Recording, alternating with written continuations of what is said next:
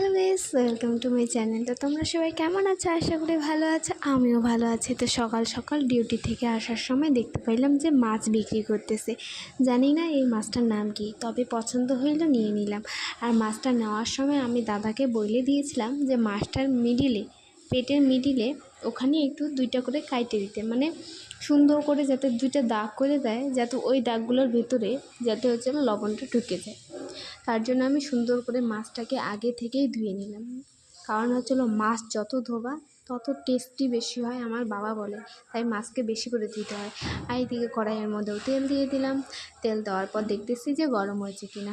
এদিকে আমার কড়াই গরম হয়ে এসেছে, তার জন্য মাছটাকে ছাইড়ে দিলাম। আর মাছটা এত ফুটতেছিল, তার জন্য আমি পিছনেও চলে এসেছিলাম। মনে হচ্ছে যেন কড়াইয়ের সাথে লড়াই করতেছি আমি। তো এইদিকে মাছকেও দেওয়া হয়ে গেল আমার। এভাবে কয়েকটা মাছ প্রায় আমি ভাজে নেব। আর আজকে আমি বানাবো হচ্ছিলো মাছের ঝোল। সেরকম কিছুই করব না, তবে একদম নর্মাল লঙ্কা পেঁয়াজ রসুন দিয়ে মাছের ঝোল বানাবো, আর কিচ্ছু না। তো এদিকে আমি সব কিছু কাটে নিয়েছিলাম।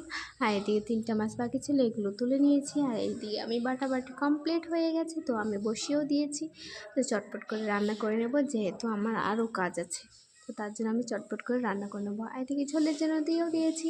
চলো মাছগুলো ছাইড়ে দেওয়া যাক। তো মাছগুলো আমার ছাড়া হয়ে গেছে।